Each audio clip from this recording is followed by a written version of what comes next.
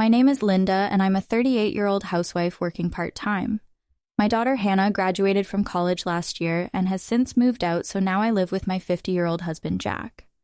With Hannah's departure, I find I have a bit more time on my hands these days. Jack and I met on a blind date and clicked immediately.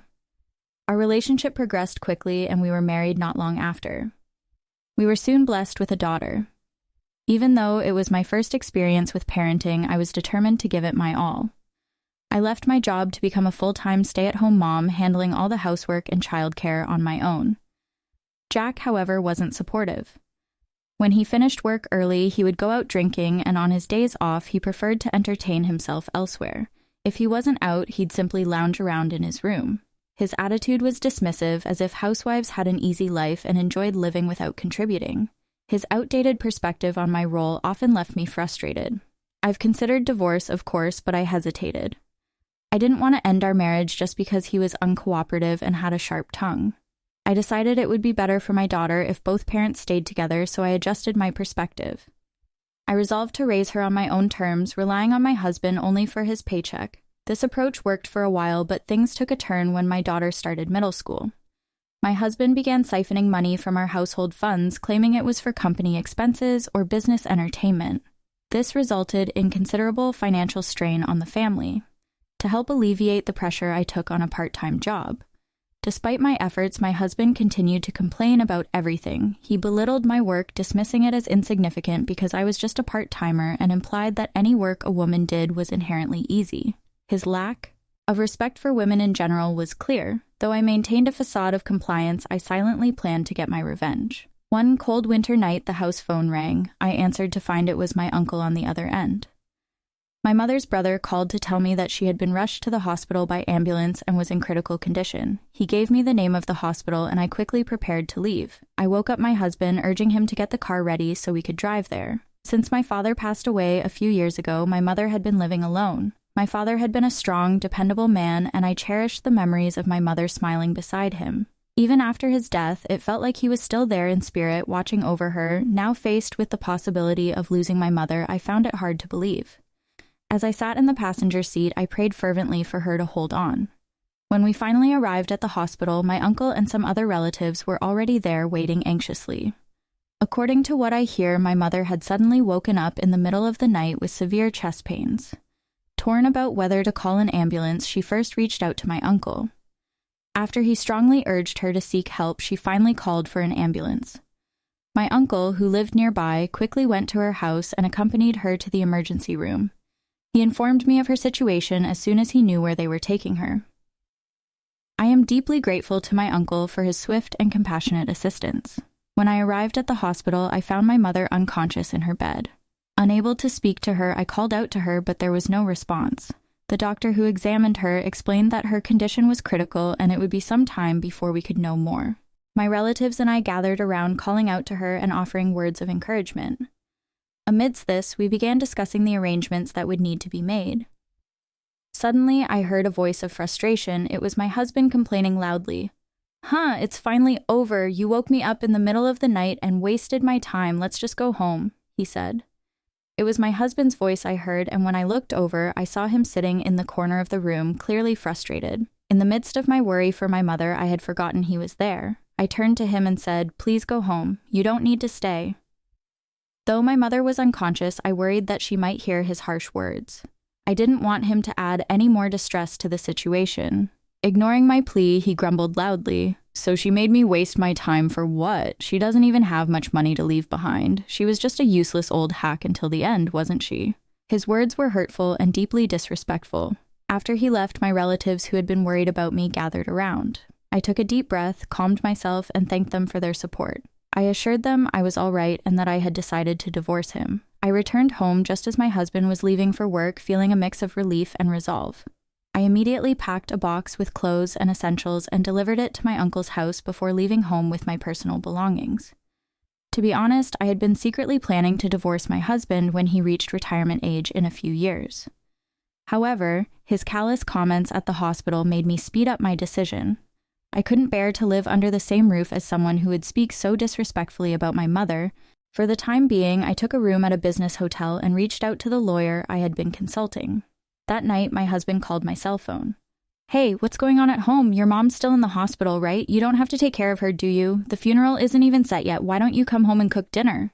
I replied firmly, "Please leave me alone. I won't be coming home anymore, Jack. I'm divorcing you." He snickered and responded dismissively, "If you can do it, go ahead. You're just a housewife with a part-time job." Then he hung up. A few days later, however, he called again, but this time his tone was completely different. "What are these divorce papers and alimony demands?" His voice was filled with impatience. I remained calm and replied, "As I said, I'm divorcing you, and the alimony is justified for the mental anguish I've suffered because of you." "What are you talking about?" he demanded. "I've endured your constant complaints," I calmly explained. "I've documented everything you've said and done in my diary and on my blog. My lawyer said this would be strong evidence." He seemed taken aback, clearly unaware that I had been preparing for this divorce behind his back. "What evidence?" he asked, confused. I responded firmly that any further communication regarding the divorce would need to go through my lawyer, and I ended the call. Shortly thereafter, my husband and I finalized the divorce. Our savings of $200,000 were divided. Since his share was equal to the amount of alimony for the emotional distress, we agreed that I would receive the full amount of the savings. Naturally, my husband resisted the terms from the start. "There's no such thing as a wife's share," he argued. "I earned that money. If you're taking over your useless mother's house, then that's mine too." Each time, my lawyer calmly explained the situation to him, pointing out that pursuing mediation or court would be costly. By emphasizing the potential legal fees, my lawyer managed to quiet my husband's objections. When everything was finally settled, my ex-husband bitterly complained, "You took all my money, how could you?" My lawyer looked at me with a pained expression and voiced his concerns about my well-being. Though his words offered no comfort to me, my ex's complaints felt like the desperate cries of a defeated man. Less than 2 months after the divorce was finalized, my mother passed away. I organized her funeral with the help of my relatives. Shortly after, I received a call from my uncle and his wife. They wanted to see me as soon as possible. I felt a bit nervous as I arrived at the restaurant to meet them. Once seated, my uncle wasted no time getting straight to the point. I received a call from Jack asking to borrow money. He began, "Given the circumstances of your divorce, I would have hung up on him immediately, but my wife answered the phone instead." Yes, I was the one who spoke to Jack. His wife confirmed I was aware of the situation between you and Jack, including his outburst in the hospital room. I had no intention of lending him any money, but I was curious about what he had to say. I pretended to be sympathetic and asked him why he needed the money, acting as though I was fooled. "Why did he need money, though?" I asked, puzzled. My uncle explained, "Even though you got the couple savings after the divorce, Jack still had a job and should have been earning enough. However, he's been gambling away his paycheck. When he ran short, he started borrowing from consumer credit companies. Naturally, he ran out of money and his salary was being garnished. When his boss found out he was let go, Jack took early retirement." I was astonished what a mess. But didn't he receive severance pay even though he retired early? My uncle nodded. Yes, he did receive severance pay, which was actually an advance payment system. It was added to his salary and bonus a long time ago. The severance pay he received in advance was based on what he would have earned. If he had worked until the official retirement age since he retired early, he had to repay the difference when he left. I was surprised I didn't know he was taking advantage of the advance payment plan. I vaguely remember that he stopped showing me his pay stubs at some point. I'm sure that's when he started using that system. I said, my uncle's wife added. So after I listened to Jack, I told him, "Oh my gosh, let me talk to my husband about this," and then I hung up. It was quite entertaining. Later, I discovered that my ex-husband hadn't only called my uncle, but had reached out to all my relatives asking them for money. How could any of my relatives lend him money? I thought even those who attended the wake and farewell ceremony knew about his outburst in the hospital. I have no sympathy for my ex-husband. I guess he's run out of people to turn to. One day I received a call from an unknown number. When I answered, I heard my ex-husband's voice, a voice that sounded different from when we were married. It gave me goosebumps. "Hey, it's been a while. How's everything?" he asked. I replied, "I went to your mom's house recently. They're doing construction. Are you planning to live in it after the renovation?" "No, I said I'm renting it out, to be honest. I would have lived there myself. But since my ex-husband knew the location, I thought it might be dangerous, so I decided against it." I wasn't about to give him the full backstory. "Where are you living now?" he asked. "I'm not going to tell you." I replied, "Well, it's a condo with a concierge at the entrance, so you can't just walk in a condo." My ex-husband sounded stunned. It was no wonder I had inherited a fortune from my mother that far exceeded the alimony I received. The story dates back to when my father passed away a few years ago. He was a tax accountant, and during his illness, he had asked a colleague in his profession to handle my mother and my inheritance. I had been concerned about my ex-husband's money management skills even before my father's death to protect my inheritance.